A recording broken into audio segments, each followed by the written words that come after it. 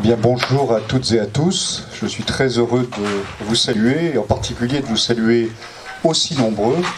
C'est bien le signe d'une confiance et d'un désir, je crois, que nous avons tous, d'abord de nous retrouver après 2 années qui ont quand même été compliquées, et puis aussi parce que je pense que ce à quoi vous avez été invités, vous percevez bien que c'est quelque chose d'essentiel dans la vie de notre Église, la question de la catéchèse, la catéchisation, la transmission de la foi, la question bien évidemment de l'évangélisation.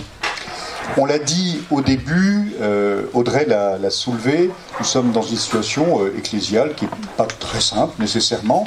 On a envie de dire, qu'est-ce qui est simple aujourd'hui? Si vous avez regardé l'actualité internationale hier soir, ce matin, si vous regardez la situation de notre pays, je crois que rien n'est simple. Mais nous ne faisons pas les malins. Dans notre Église, nous savons pourquoi les choses ne sont pas simples, et nous savons aussi les réalités difficiles qui l'ont traversée, qui la traversent encore, et dont nous souhaitons aussi que peu à peu, eh bien, nous prenions la mesure d'un certain nombre de difficultés internes, de réalités profondes qu'il nous faut, je dirais, transformer dans la lumière du Seigneur. Mais ce que j'aimerais ce matin, ce que nous aimerions ce matin, et particulièrement en lien aussi avec le vicaire général, c'est éclairer le processus dans lequel nous sommes. Ce processus, un certain nombre d'entre nous, vous et d'entre nous, le connaissent très bien. Ils auront déjà entendu peut-être ce qui va être partagé ce matin. Je pense en particulier les prêtres, peut-être certains chefs de service. Mais vous savez bien que le propre de la pédagogie, c'est de répéter les choses. Donc voilà, les choses sont parfois dites d'une manière différente, elles sont dites dans un autre contexte. Et donc je pense qu'il est heureux pour chacun d'entre nous peut-être de réentendre ou d'entendre pour la première fois un certain nombre de choses. Pourquoi? Parce que nous avons, non pas particulièrement ce matin, mais de manière générale dans notre Église catholique, et peut-être encore un peu plus en Occident aujourd'hui, à vivre et à approfondir une prise de conscience, non pas sur une transformation d'abord canonique, structurelle, institutionnelle, qui serait peut-être d'abord une vision, je dirais, administrative de l'Église, mais de comprendre le processus, comme aime dire le pape François, dans lequel nous sommes. C'est-à-dire le mouvement dans lequel est engagée notre Église et dont nous pensons et nous croyons dans la foi qu'il est d'abord et fondamentalement l'œuvre de l'Esprit Saint qui habite l'Église et qui, vous le savez bien, comme le disait un grand théologien au XIXe siècle, est l'âme de l'Église, l'Esprit Saint, et que cet Esprit Saint, comme Jésus nous l'a promis, c'est quand même pas rien, nous conduit vers la vérité tout entière, malgré les vicissitudes, malgré le péché des membres de l'Église, dont je suis moi-même un exemplaire. Et donc, ce que nous allons faire ce matin, c'est déployer cette réflexion pour vous montrer le moment dans lequel nous sommes de l'histoire, cette prise de conscience dans laquelle nous sommes et dans laquelle nous devons progresser, de ce que le pape François a appelé il y a presque 10 ans, jour pour jour, la conversion missionnaire de l'Église. Et en particulier la conversion missionnaire des diocèses. C'est le processus dans lequel nous sommes engagés. Peut-être certains découvrent cette formule. Oui, qui découvre la formule? Conversion missionnaire des diocèses. Il y a quand même un certain nombre, soyons clairs. Voilà. Et alors, nous allons vous en parler ce matin. Je vais prendre la parole d'abord, comme l'a rappelé Rachel, le vicaire général ensuite. C'est pas parce que c'est l'archevêque et le vicaire général. On aurait pu faire appel à d'autres personnes. Mais il se trouve que dans le processus dans lequel nous allons parler, nous sommes l'un comme l'autre engagés en première ligne. Pourquoi? Parce qu'avant de prendre la responsabilité que j'ai maintenant comme vice-président de la Conférence des évêques, j'ai été, vous le savez peut-être, pendant 3 ans, le président de la commission pour la catéchèse et le catéchuménat. Et c'est à partir de cette commission, avec plusieurs évêques qui étaient membres de cette commission que je présidais et j'accompagnais, l'archevêque de Lyon, Monseigneur de Germay par exemple, Monseigneur Caliste, Monseigneur Christori qui est aussi dans notre province, à Chartres, Monseigneur Thierry Braque de la Perrière, nous avons réfléchi à la situation dans laquelle nous sommes, nous avons réfléchi à la lumière de la dynamique que le pape François a donnée, et nous nous sommes dit, il faut que nous fassions ensemble un rassemblement pour que nous fassions le point pour l'Église catholique en France, non pas sur le fait de se dire il faut absolument qu'on se remotive pour la catéchèse, il y a quelque chose de beaucoup plus profond qui est en jeu, c'est de comprendre comment la catéchèse est en train de bouger, et a bougé déjà depuis un certain temps, et va continuer à en bouger dans un lien profond avec l'évangélisation, et le lien entre l'évangélisation et la catéchèse se fait particulièrement autour d'un mot un peu mystérieux qu'on appelle le kérigme. Il y avait le logo tout à l'heure, le kérigma.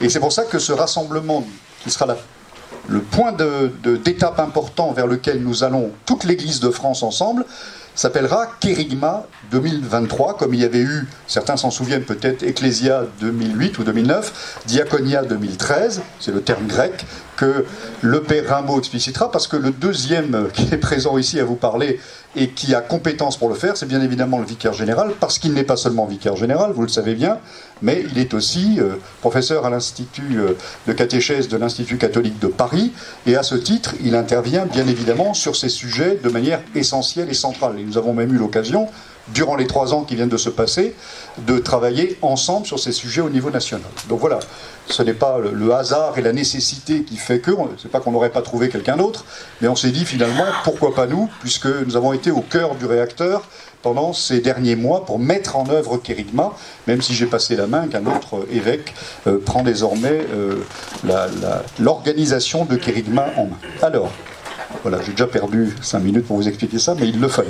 Alors vous avez normalement un plan qui va vous être affiché, ou qui va vous être donné. Vous l'avez eu le plan? C'est bon? Voilà. Donc nous allons, si vous voulez bien, rapidement donc, traverser ce que je vous ai indiqué ici, ce plan. Je vais faire une petite introduction pour nous rappeler de quoi nous partons. Ce que j'appelle moi parfois la queue de la comète. C'est-à-dire, nous sommes encore dans une vie ecclésiale qui dépend de ce qui s'est passé au XVIIe, XVIIIe, XIXe, XXe siècle, mais qui est en train peu à peu de s'effacer. Je pense que vous le sentez un petit peu par certains aspects. Et puis, de vous dire que dès les années 50-60, on a perçu que quelque chose de majeur changeait en France, en particulier en raison de ce qu'on appelle la sécularisation. Et ça a conduit le Concile Vatican II au niveau de l'Église universelle, mais en particulier de l'Europe, de tout ce qui se sécularisait à vitesse grand V, à penser une réforme, un aggiornamento, comme disent les Italiens, c'est une mise à jour, hein, comme pour vos systèmes, vos softs sur vos ordinateurs, on fait des mises à jour. Vatican II, l'idée c'est une mise à jour pour s'adapter à la sécularisation dont on voit bien qu'elle va être un tsunami qui va passer sur l'Europe. Et puis on va voir ce que donc dit le Concile Vatican II. Deuxièmement, on va voir que ce que va dire le Concile va avoir du mal à accrocher, tout simplement parce qu'on va arriver dans une période où la sécularisation va s'accélérer à partir des années 70-80, les 30 glorieuses, l'épanouissement personnel comme la clé de voûte de toute vie désormais. Et on va voir comment, face à cela, Jean-Paul II en particulier va nous apporter une notion nouvelle qui est celle de nouvelle évangélisation qui va être déterminante. Et que le pape Benoît XVI va prolonger dans sa dynamique jusqu'à un synode sur la nouvelle évangélisation qui aura lieu en 2012. Et puis, nous allons voir que le pape François se greffe très exactement sur toute cette dynamique-là, avec le texte qui est aujourd'hui le texte clé, le texte de référence, je dirais la lettre de mission de l'Église depuis 10 ans, mais encore pour les 10-15 ans à venir, à mon avis, qui s'appelle Evangelii Gaudium, la joie de l'Évangile. Donc, pour introduire, après donc, le moment très difficile du confinement, nous voulions faire ce moment de prise de conscience commune pour nous dire donc, que nous avons eu, et nous venons encore, d'une Église qui, en partie, est structurée sur ce qui s'est passé au XXe siècle, au siècle dernier, et dont les racines, si on allait jusqu'au bout, datent grosso modo du Concile de Trente. Le Concile de Trente qui répondait aux protestants, ce Concile de Trente qui a lieu, vous le savez, au XVIe siècle et qui pose un peu les fondements de la vie ecclésiale telle qu'elle s'est développée à travers l'Europe pendant environ 3 siècles, 4 siècles. Il faut savoir qu'après-guerre, si nous prenions les chiffres, dans les... Vous entendez là, ça fonctionne.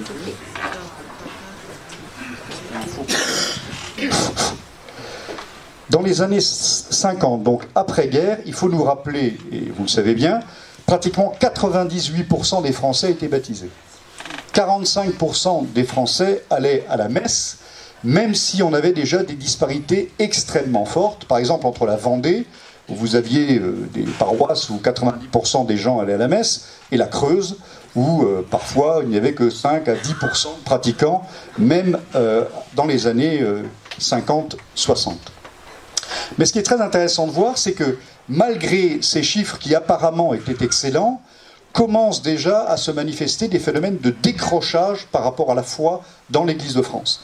Il y a un livre qui est en ce sens-là tout à fait symbolique, qui a été écrit par quelqu'un qui s'appelle l'abbé Gaudin, je ne l'ai pas amené avec moi, André Gaudin, qui était un prêtre du diocèse de Saint-Claude au départ, donc je me suis pas mal intéressé à lui, qui a écrit un livre qui a fait l'effet d'une bombe en 1943.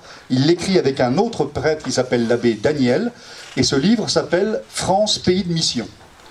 C'est-à-dire il veut faire sortir d'une espèce de torpeur qui fait croire qu'en France tout est catholique, que tout va très bien, et qu'il n'y a aucun problème d'évangélisation à opérer. Pourquoi ? Parce que qu'est-ce que découvrent l'abbé Gaudin et l'abbé Daniel ? C'est en particulier dans les banlieues parisiennes le fait qu'il y a un effondrement de la pratique.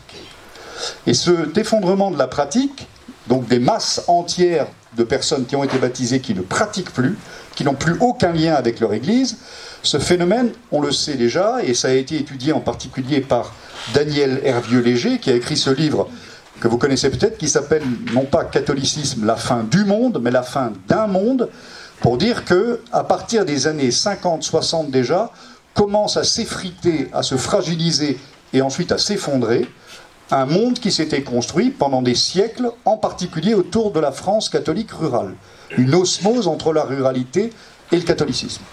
Un premier effondrement dans les années 60-70 avec l'exode rural, et qui avait déjà commencé dans les années 50. C'est pour ça qu'on avait créé tout un tas de foyers catholiques dans les grandes villes, parce que les jeunes qui arrivaient des campagnes cessaient de pratiquer, pratiquement tous. Ils n'avaient plus d'accroche paroissiale. Donc on sent qu'il y a un effondrement dans les banlieues, on sent qu'il y a un effondrement de tous ceux qui quittent la campagne pour venir à la ville, et donc progressivement on se dit que la sécularisation, c'est-à-dire le fait de penser le monde sans Dieu, est en train de se répandre. Un autre indicateur, moi j'aime le donner parce que parfois on rêve un peu, c'est celui des ordinations de prêtres, je vous le donne juste rapidement. En 1901, on ordonne 1700 prêtres en France. 1901, 1700 prêtres. En 1914, 700. Vous voyez la descente. Ça remonte après, entre les deux guerres. On est en moyenne à 1400 prêtres ordonnés par an à cette époque-là. Mais on n'est plus au chiffre de la Première Guerre, alors que la population a déjà augmenté.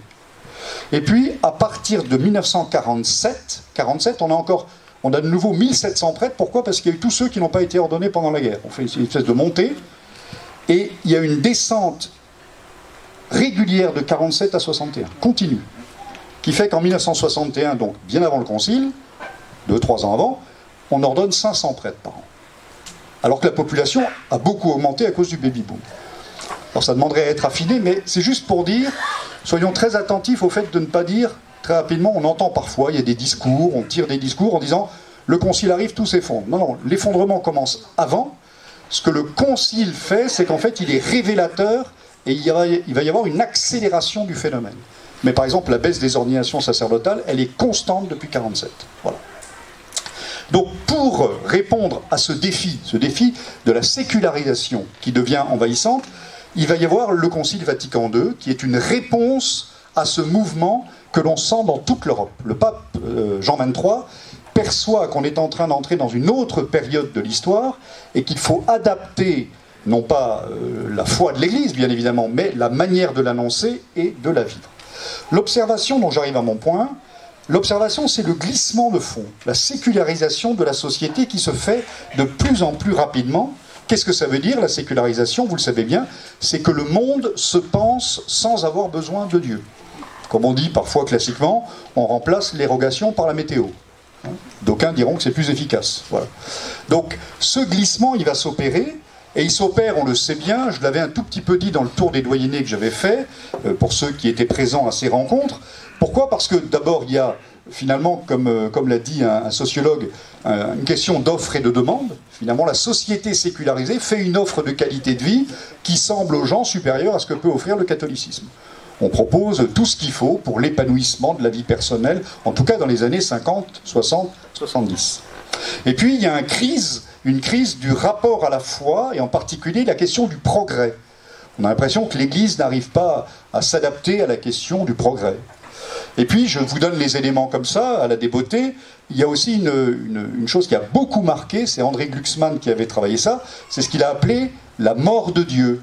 C'est-à-dire que les deux grandes guerres mondiales, 14-18 39-45 vont profondément marquer les consciences des catholiques français qui vont peu à peu se dire, même s'ils continuent de pratiquer sociologiquement extérieurement, qui décrochent intérieurement en se disant il n'est pas possible que les pays évangélisés depuis 2000 ans se soient battus comme des chiffonniers et aient eu une telle violence si Dieu existe. C'est à peu près le raisonnement qui va marquer les consciences.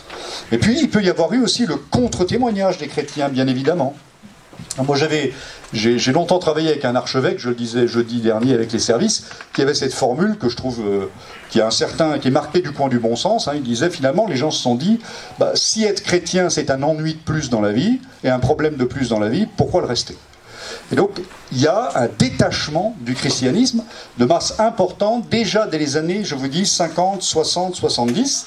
Et puis, Dieu commence à disparaître alors, non pas simplement de la pratique des gens, mais dès les années 60, Dieu commence à disparaître même de la culture ambiante progressivement. Aujourd'hui, on y est encore beaucoup plus fortement, bien évidemment. La réponse du Concile, quelle va-t-elle être? La réponse du Concile, c'est d'abord de nous donner une nouvelle présentation du mystère de l'Église. Une nouvelle présentation du mystère de l'Église, je ne vais pas vous faire tout Lumen Gentium, mais c'est de dire, on passe d'une conscience d'une Église structurée, je vais faire très court, c'est un peu caricatural et je prends le risque de le faire, ça demanderait évidemment beaucoup de nuances, d'une Église de fonctionnement avec une hiérarchie un peu pyramidale, d'ailleurs on le voit très bien, avant Vatican II, et encore avec Pie XII, la présentation du mystère de l'Église commence toujours par quoi? Par la tête. Le pape, les évêques, etc., etc. Vatican II fait une présentation différente du mystère de l'Église. Puisque Vatican II commence à présenter le mystère de l'Église à partir de quoi? De la Trinité. Du désir de Dieu de se faire un peuple, de se constituer un peuple auquel il veut donner sa vie. Lumen Gentium, c'est ça. Chapitre 1er, l'Église vient de la Trinité. Chapitre 2, le peuple de Dieu. Ce qui n'enlève pas le fait qu'il y a une hiérarchie. Chapitre 3, la hiérarchie dans l'Église. Mais c'est une hiérarchie qui n'est pas au-dessus, elle est dedans. Et elle est au service de la structuration de l'Église. Comme un squelette est dans le corps. Le squelette, il n'est pas en dehors. Vous voyez, ça permet de structurer cette réalité. Non seulement Lumen Gentium nous donne une nouvelle vision de l'Église et une nouvelle manière de faire vivre l'Église, mais Lumen Gentium nous rappelle aussi fondamentalement à quoi sert l'Église. À quoi sert l'Église? Qu'est-ce que c'est que l'Église? Alors on aurait pu dire, on aurait peut-être entendu avant Vatican II beaucoup « faut sauver les âmes ». C'est pas complètement faux, voilà, c'était peut-être un peu court aussi. Ça reste vrai, bien évidemment. Mais le Concile va ouvrir la perspective en disant quel est le but de la vie de l'Église, quel est le but de la vie chrétienne. Et le Concile nous dit que la vocation de tout baptisé, c'est d'être saint. Au cœur du texte sur l'Église de Vatican II, il y a l'appel universel à la sainteté de tous les baptisés. C'est-à-dire, à quoi sert l'Église fondamentalement? Bien sûr, à nous sauver, bien évidemment. Sauf qu'on ne va pas attendre sur Terre pendant 80 ans à être sauvé au-delà. La vie chrétienne commence ici et maintenant, par le don de la vie de Dieu au baptême, ce don de la vie de Dieu qui est ce qu'on appelle la vie de sainteté que nous recevons au baptême, que nous avons à épanouir et qui fait de nous les témoins de cette vie de sainteté. Donc déjà, Vatican II ici fait une inflexion nouvelle et il nous dit attention, les baptisés ont une vocation fondamentale. Baptisés, y compris le pape et les évêques. Les baptisés, c'est le baptême le point de départ. Ce n'est pas l'ordination sacerdotale ou la consécration religieuse. Ce qui fait le commun de la vie de l'Église, c'est le baptême. Et ce baptême, il nous oblige tous à vivre la sainteté, qui est un don de Dieu et que nous vivons par la grâce de Dieu. Pas avec nos petits muscles ou avec... voilà, c'est un don. Et donc vous voyez bien que ça situe l'Église tout à fait différemment, puisque ça engage l'ensemble de l'Église à être fondamentalement une communion de baptisés qui vit la sainteté et qui, en vivant la sainteté, témoigne de la sainteté de Dieu pour donner le goût à d'autres de devenir chrétiens. Ça va? On est à peu près d'accord jusque-là? Et donc, cette nouvelle présentation de l'Église, elle va être accompagnée en particulier d'un texte très important qui s'appelle Ad Gentes, qui lui aussi commence à donner une inflexion, qui rappelle que l'Église est appelée à annoncer la bonne nouvelle, comme Jésus nous en a donné le mandat. Allez de toutes les nations, faites des disciples. Il faut encore savoir ce que ça veut dire. Et Ad Gentes nous dit alors, reprenant ce que Lumen Gentium a exprimé par rapport à l'appel à la sainteté, nous dit oui, La mission, évidemment, c'est la mission au loin. On est dans les années 60, on est encore dans une époque où il y a des territoires de mission au loin, en Asie, en Afrique, parfois en Amérique du Sud. Mais le Concile commence à dire dans Ad Gentes que la mission, c'est pas simplement les missionnaires au loin, la mission, c'est de nouveau tous les baptisés. Parce que la mission, c'est aussi parfois déjà chez nous. On dit ça en 63-64. Le Concile voit bien que l'effondrement dont je parle, les morceaux qui commencent à descendre, de pratique, de présence chrétienne, a démarré. Quand je vous dis qu'avant les années 50, déjà, vous aviez des départements français qui étaient à 5% de pratique, voilà, c'est une réalité. On sentait déjà que la fragilisation s'opère. Alors, ce concile, il va arriver sur quoi? Il va arriver sur mai 68 en particulier. Et vous le savez bien, le mouvement de mai 68, qui est un profond moment de l'histoire de l'Occident, avec une aspiration de la jeunesse à plus de liberté, à une société moins clôturée, moins moralisante peut-être. En tout cas, le fait est que c'est l'épanouissement humain à la sortie du concile, la rencontre avec mai 68, sur lequel je ne pose pas de jugement, c'est un constat, en tout cas, qui va faire que progressivement dans les sociétés occidentales, le critère central de la vie, c'est l'épanouissement personnel. On le voit bien aujourd'hui. On est presque à la fine pointe. Hein, voilà.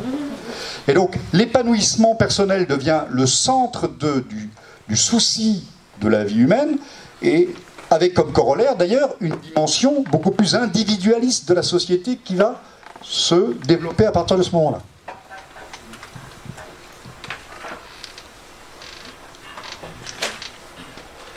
Et dans ce contexte des années 70, juste de l'après-concile, la réception du concile, ce besoin d'épanouissement, cette ouverture, je dirais, générale, hein, quand on relit, c'est assez intéressant ce qui s'est passé, eh bien, dans ce mouvement général, la question finit par se poser, cette question a été posée clairement par des théologiens, avons-nous encore besoin d'évangéliser?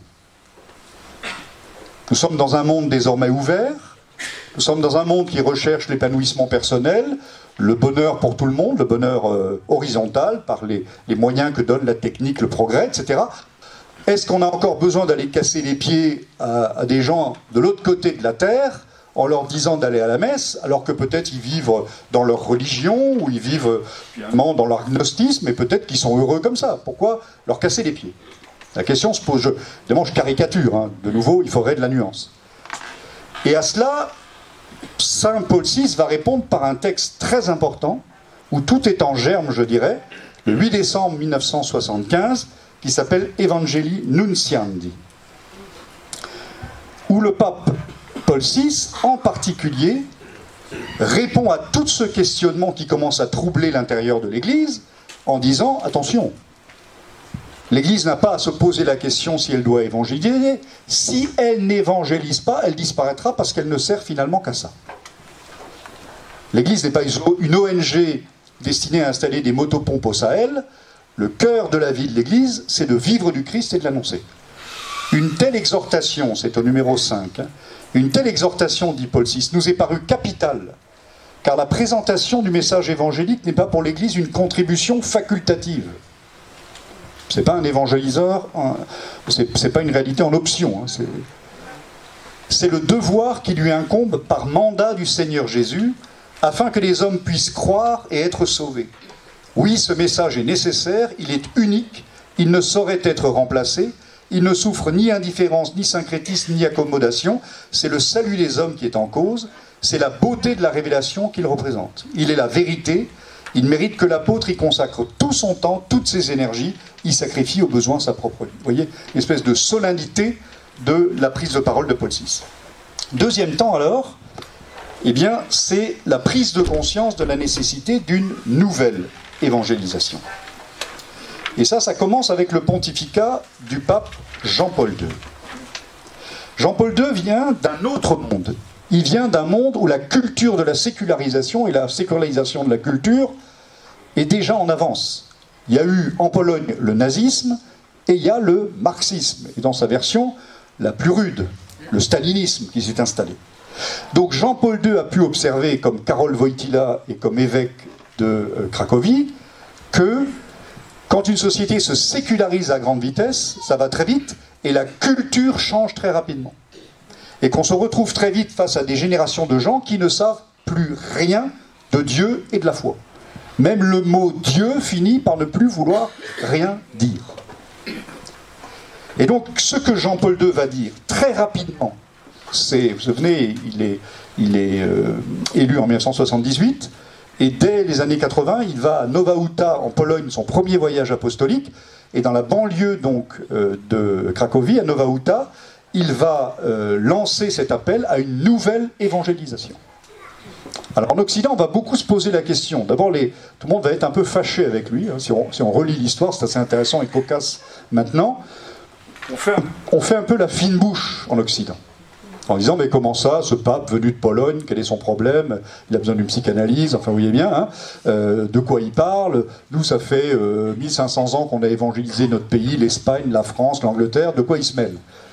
Mais on n'avait pas compris ce que Jean-Paul II était en train de nous dire. Il était en train de nous dire, il y a quelque chose de nouveau qui vient, et vous ne le voyez pas encore, mais nous, dans les pays de l'Est, on le voit très bien. C'est-à-dire que on pensait que même si les familles ne transmettaient pas trop, la culture de fond de la société transmettait, mais détrompez-vous, cette culture se dévitalise très vite et à un moment donné, plus rien ne transmet. Et la culture ne transmet plus. Regardez dans le langage aujourd'hui, il n'y a plus de vacances de Noël, il y a des vacances d'hiver. Pâques, c'est la fête du chocolat et des lapins, enfin bon, voilà. Demandez autour de vous, vous voyez bien, enfin je n'invente rien, je fais vite, mais vous voyez bien. Donc, Jean-Paul II nous dit, attention, nous allons avoir devant nous, non pas un homme qui est chrétien sans le savoir parce qu'il baigne dans la culture chrétienne, comme l'avait dit l'Action catholique dans les années 1930, avec raison. L'Action catholique, le principe, c'était, les gens ne pratiquent plus, mais ils sont toujours catholiques. Donc il faut les rejoindre, il faut revitaliser leur pratique, en mettant le levain dans la pâte. Jean-Paul II dit, ça c'est fini. Comme je dis parfois, c'est pas qu'il n'y a pas de levain, mais il n'y a plus de pâte. Donc c'est le levain sur la tôle. Donc ça marche pas, ça marche plus. Il y a encore des endroits, là, des gens diront, oui, mais moi, mon groupe, ça marche. Oui, mais bien sûr, vous pouvez toujours trouver un endroit où ça marche encore, mais de manière générale, ça ne marche plus. Et Jean-Paul II donc, nous dit, attention, il faut un tout autre discours. Et donc, quel est le discours qu'il faut, à ce moment-là, reprendre? Repartir du Christ. Il le dit dès sa première encyclique, le Christ rédempteur. Et tout le travail de Jean-Paul II va être de dire, il faut revenir au Christ. Il ne s'agit pas d'essayer de dire à des gens qui ne croient plus, on a les mêmes valeurs, vous allez voir, on va s'entendre quand même. Ça, c'est fini. Ça, en 10 ans, ce sera passé, vous allez voir. Ça ne sert plus à rien. Parce que même quand on parle de valeurs, les mots qu'on utilise n'ont plus le même sens. Le mot amour, aujourd'hui, il n'a plus le même sens. Le mot dignité, même, moi je vois ça en matière maintenant d'éthique. Hein, comme vous le savez, je suis un peu engagé dans les discussions concernant les lois sur les bioéthiques.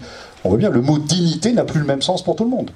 La presse a réussi à changer le sens du mot dignité. Si vous regardez la Charte des Nations Unies et ce qu'on dit aujourd'hui sur la dignité, ça n'est plus le même sens. C'est un racket sur les mots. Voilà, on pourrait dire. Donc, qu'est-ce que nous dit le pape Jean-Paul II? Il s'agit donc de revenir au cœur, parce que dans l'Est, le marxisme a tué la foi, et parce que dans l'Ouest, c'est le consumérisme qui va l'écraser. Un monde de consommation qui donne l'illusion de pouvoir correspondre aux désirs du cœur de l'homme. Et donc, il s'agit de revenir, dit Jean-Paul II, à une annonce directe. Repartir du Christ pour annoncer le Christ. Pour annoncer ce qu'il fait pour nous. Et ça s'appelle le kérim. Laisser résonner le cœur de la foi. Jésus t'aime, il a donné sa vie pour toi, et il t'appelle à vivre une vie d'amitié avec toi, ici, maintenant, et que dans la vie éternelle. C'est une des formulations du kérim. Et donc, qu'est-ce que va faire le pape? Il va nous donner en particulier un texte qui s'appelle très important, mais qu'on a un peu oublié, qui s'appelle Novo Millennio Inunte, au début du 3e millénaire. Ce texte, il est donné après le grand jubilé de l'an 2000, où le pape Jean-Paul II fait le bilan après le grand jubilé.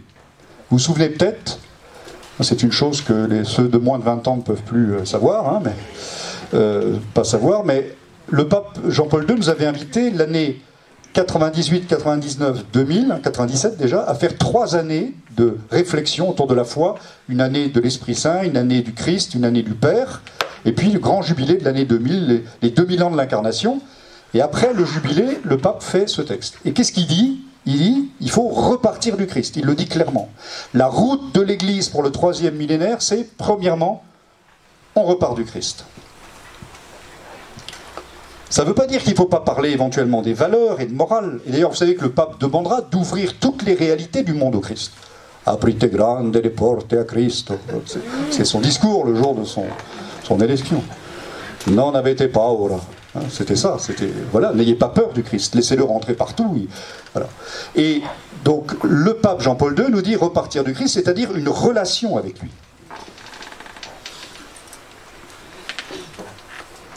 Dans le numéro 4, j'ai été frappé là de nouveau, dans le numéro 4 et dans le numéro 29, il dit vraiment c'est la rencontre de Jésus. C'est bizarre, c'est un mot qu'on va retrouver. C'est la rencontre de Jésus dont il faut repartir.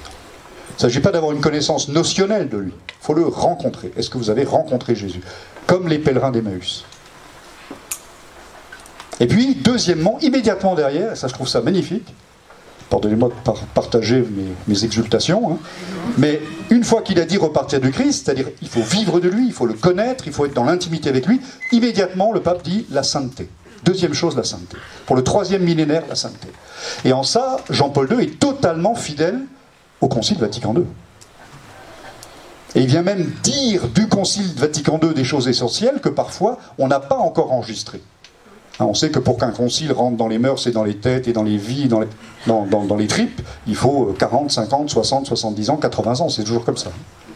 Et donc le pape Jean-Paul II en particulier dit, c'est tout à fait frappant, il le dit dans Novo Millennio in Neunte, parlant de la sainteté, il dit d'abord la sainteté n'est pas inatteignable parce que c'est un don de Dieu, il ne faut pas oublier.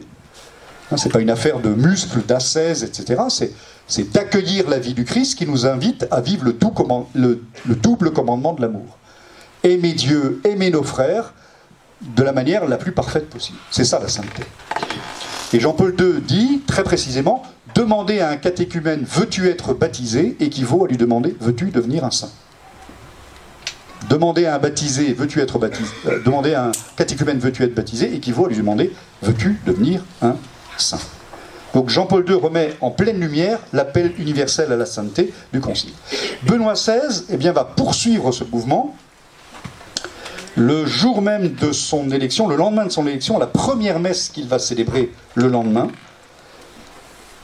il n'y a rien de plus beau que de connaître et de communiquer aux autres l'amitié avec Jésus. Le pape Benoît XVI se situe tout à fait dans la même ligne. Le cœur de la vie chrétienne, c'est l'amitié avec Jésus. C'est la rencontre de Jésus. Une vie, une dimension existentielle de l'amitié avec Jésus. Et le pape Benoît XVI dira même, très intéressant, parce que le pape François le reprend, ce qui me paraît intéressant, c'est que vous voyez aussi combien les papes sont en écho les uns des autres, hein, qu'il n'y a pas de rupture dans leurs propos. Le pape François reprend ce que dit le pape Benoît XVI, ici dans Evangelii Gaudium, quand Benoît XVI dit « à l'origine du fait d'être chrétien », ce qui fait la source du christianisme, à l'origine du fait d'être chrétien, il n'y a pas une décision éthique ou une grande idée. Ce n'est pas une affaire de morale d'être chrétien, d'abord. Ce n'est pas une affaire de réflexion philosophique. Mais la rencontre avec un événement, avec une personne, grand P dans le texte, qui donne la vie à un nouvel horizon, et par là son orientation décisive. Et François continue, ayant cité Benoît, c'est seulement grâce à cette rencontre, ou nouvelle rencontre avec l'amour de Dieu qui se convertit en heureuse amitié, que nous sommes délivrés de notre conscience isolée et de l'autoréférence, c'est-à-dire le fait de tourner sur soi-même. Donc le pape Benoît XVI va faire ensuite deux choses importantes, et je vais passer à ma troisième partie terminale. Il va faire une chose très importante en 2010. En 2010, que fait-il? Conformément à la dynamique de l'évangélisation voulue par Jean-Paul II, du fait que tout repose sur la rencontre de Jésus, il va faire passer en 2010 la catéchèse de la congrégation du clergé, c'est-à-dire qui s'occupe des prêtres, à la congrégation pour la nouvelle évangélisation. Et ça, c'est quelque chose de fondamentalement symbolique. C'est-à-dire, il est en train de dire, nous sommes dans une culture qui n'est plus chrétienne. L'évangélisation est essentielle, l'annonce de Jésus-Christ. Dans les familles, on ne transmet plus. Dans la culture, on ne transmet plus. À l'école, on ne transmet plus. Donc, la catéchèse qui était jusqu'alors liée au prêtre, à la personne du prêtre, pourquoi? Parce que la catéchèse, elle a été pensée, vous savez quand elle a été inventée, la catéchèse, hein, au moment du Concile de Trente. C'est qui a inventé la catéchèse? Je ne voudrais pas vous décevoir. Au contraire, vous enthousiasmez, hein, je ne sais pas, selon. C'est quelqu'un qui s'appelle Martin Luther, qui a inventé le catéchisme et la catéchèse telle qu'on l'a conduite pendant un certain temps. Et le Concile de Trente va reprendre l'idée de Martin Luther, c'est Saint Pierre Canisius, un jésuite en particulier, qui va écrire les premiers catéchismes catholiques pour répondre à la méthode protestante. Voilà. Et pendant tout un certain temps, bien évidemment, le catéchisme, c'était le curé. Puis il y a eu des catéchistes. Mais c'est quand même autour du curé que tout se jouait. Ça ne veut pas dire que ça ne va pas se jouer avec les curés. Attention, je rassure les curés, je ne vais pas mettre la révolution, voilà, mais quand même. Mais en faisant passer du clergé à la nouvelle évangélisation, le pape Benoît XVI nous dit qu'il y a quelque chose de très important qui bouge, c'est que la catéchèse, c'est un lieu d'évangélisation. Et que l'évangélisation doit être catéchétique. Ça fonctionne dans les deux sens. Catéchèse et évangélisation ont partie liée. Et c'est pourquoi en 2012, le pape Benoît XVI va aussi proposer un synode sur la nouvelle évangélisation. Il l'ouvre et il le conduit en octobre 2012, et vous savez, en février 2013, il y a une table qui suit, ça fait plaisir. Franchement. Alors, il y en a qui dorment. Troisièmement alors, le pape François. Le pape François et l'éclairage actuel. L'Esprit Saint a de la suite dans les idées. Ah mieux, hein, je sens que... Voilà. Le pape François arrive aux affaires, vous le savez, en mars 2013, et une des premières choses qu'il a à faire, c'est de donner le texte. Après chaque synode, il y a un texte qui est produit, une exhortation synodale. C'est le pape François qui va devoir faire l'exhortation synodale du synode de 2012, présidé par Benoît XVI, sur la nouvelle évangélisation. Le pape qui arrive, François, argentin, il n'arrive pas les mains vides. Pourquoi? Il a été archevêque de Buenos Aires. Mais surtout, il a présidé, avant 2010, au sanctuaire d'Aparecida au Brésil, une rencontre de tous les évêques d'Amérique du Sud. Tous les évêques d'Amérique du Sud sont réunis. Et c'est lui qui pilote. Autour de quoi? De la question de la nouvelle évangélisation en Amérique du Sud. Ils ont le même problème que nous, quasiment. La sécularisation, et puis aussi une très forte poussée des évangélistes américains.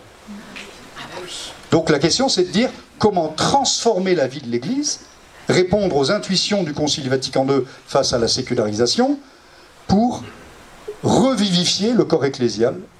Et ça va donner une rencontre donc d'1 mois, et pour laquelle Benoît XVI va prendre l'avion de Rome pour venir à Aparecida encourager les évêques. Ça veut dire que ce qui s'est fait là a reçu un certain sceau pontifical.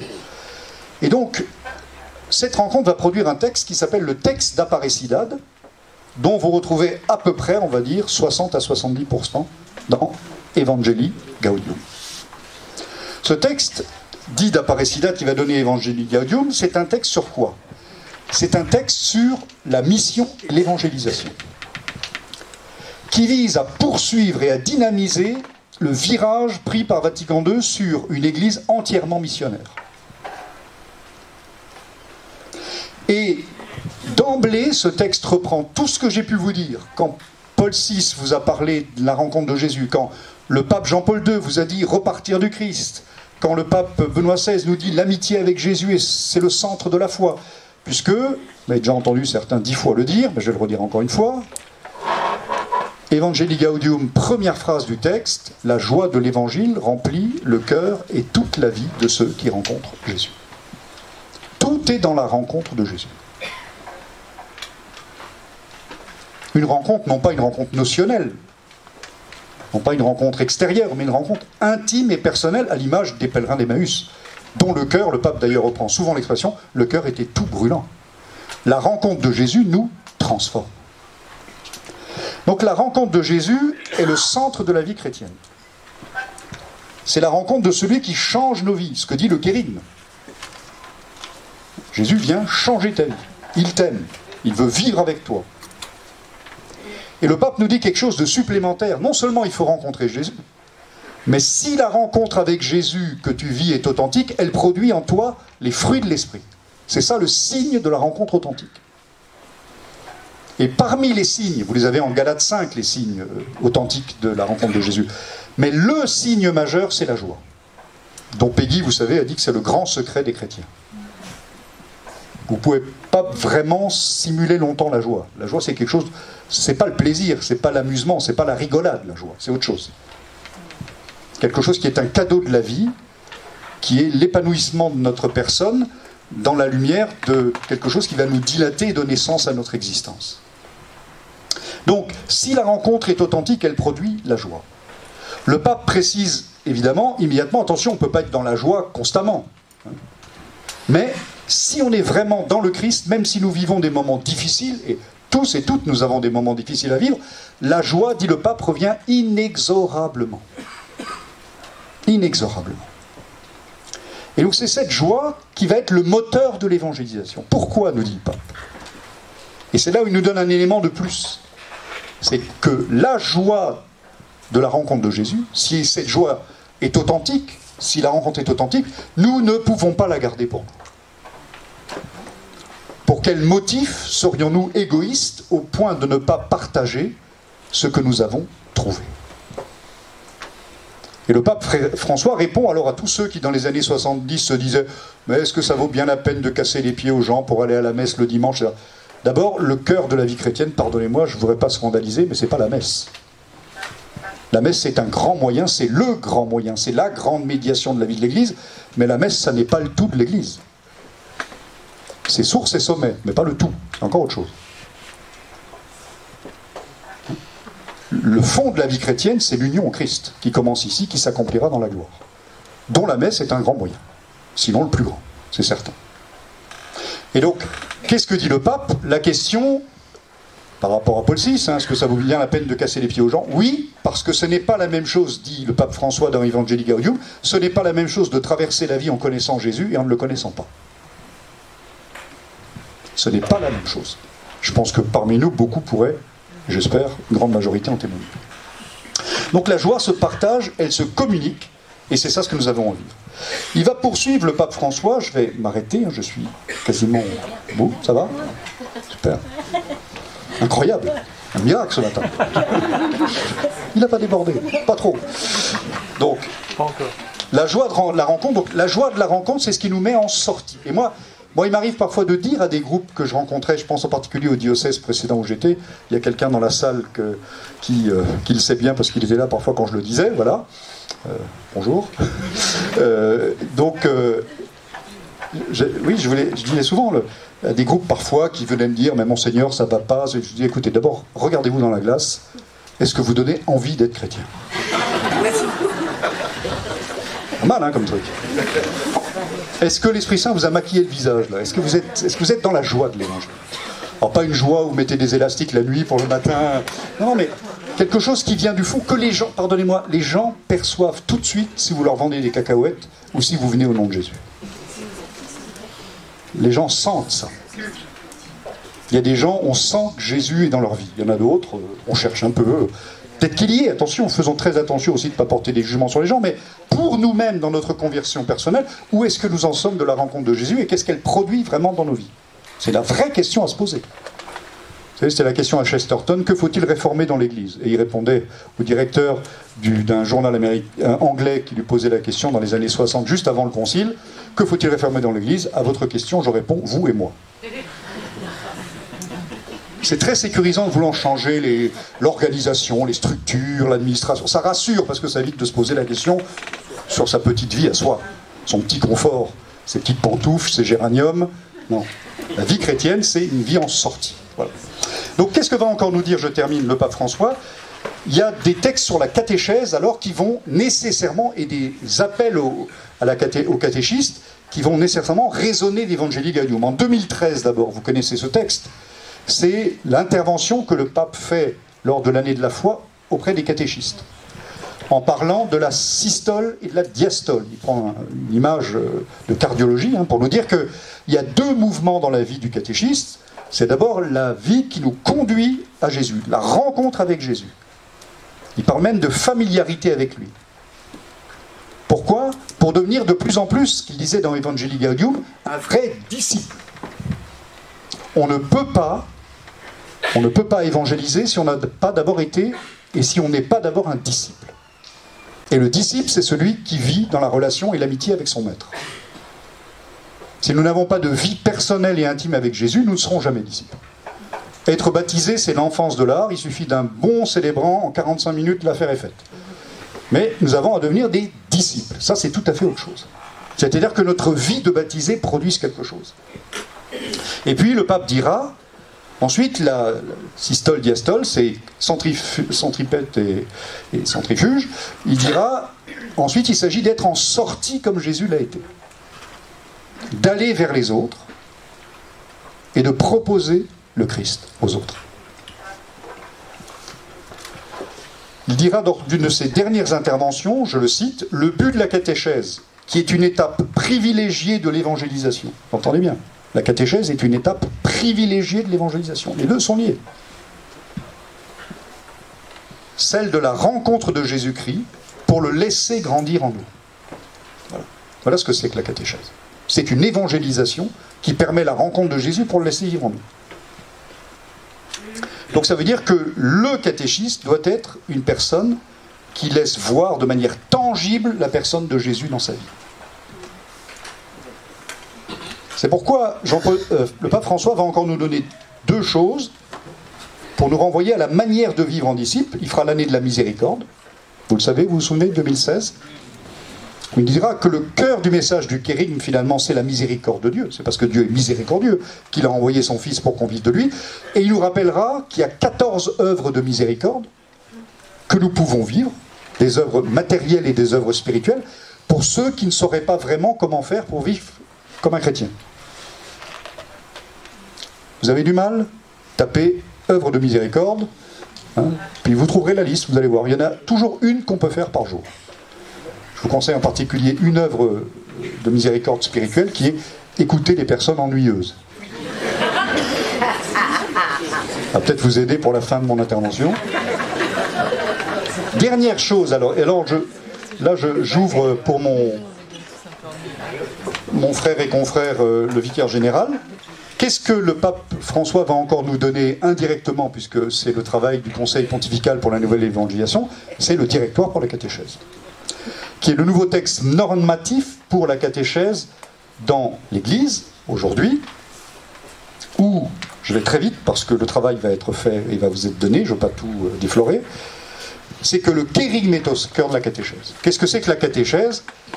C'est transmettre le kérigme, de manière vitale. En se rappelant que le kérigme et la catéchèse ne sont pas des choses qui sont faites pour les enfants, c'est fini. On est dans la queue de comète de l'idée que catéchèse, catéchisme égale enfant. La conversion missionnaire de l'Église, c'est aussi de comprendre que désormais la catéchèse, c'est à tous les âges de la vie. Nous devons être en catéchisation permanente. Pourquoi ? Parce que les questions changent sans arrêt, et nous-mêmes aussi. Et que la formulation du kérigme n'est pas la même quand on a 5 ans, 20 ans, 50 ans et 80 ans. Parce qu'il y a de nouvelles questions. Donc le kérigme est à reformuler sans arrêt.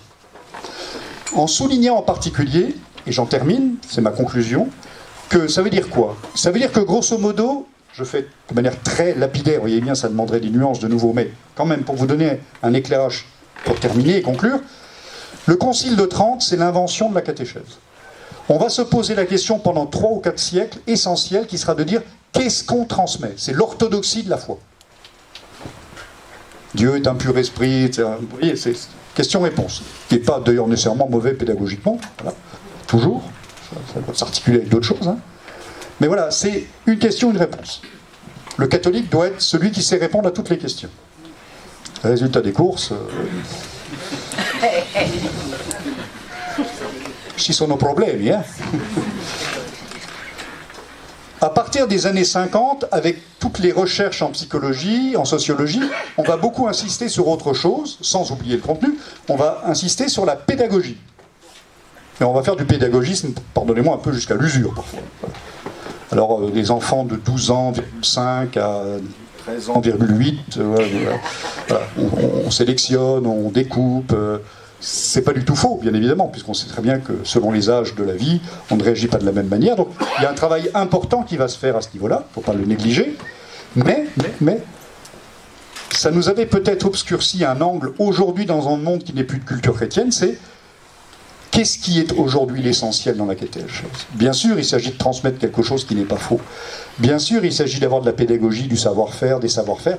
Mais l'essentiel, nous dit le DPC et Evangelii Gaudium, c'est celui qui fait la catéchèse. Le témoin. Celui ou celle qui annonce le kérigme. C'est la crédibilité du catéchiste aujourd'hui qui est au cœur. Sa propre rencontre avec Jésus. Qui doit transparaître dans sa mission.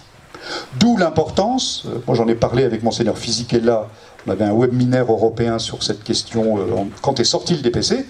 Moi je lui ai dit, il a été mon professeur à Rome autrefois, je lui ai dit, si je vous comprends bien, ça veut dire que le cœur désormais du catéchiste, disciple, missionnaire, c'est sa propre vie spirituelle d'abord.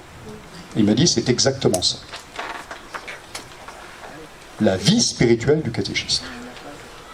Sa propre rencontre intime, vaut mieux le dire quand même, voilà, qui est déterminante. Parce que les gens sentent très bien si on leur vend des brosses à reluire ou si on leur annonce quelqu'un. Voilà. Et donc ça veut dire la qualité de la vie spirituelle est essentielle. Et donc nous devons particulièrement être attentifs à cette question. Les disciples missionnaires, disciples de Jésus, rencontrant Jésus, ayant la joie de l'évangile, entretenant cette joie par leur vie spirituelle, qui ne peuvent pas la garder pour eux, pour la transmettre, et qui la transmettent entre autres dans la mission de catéchiste. Je laisse maintenant la parole au vicaire général. Merci beaucoup de votre écoute.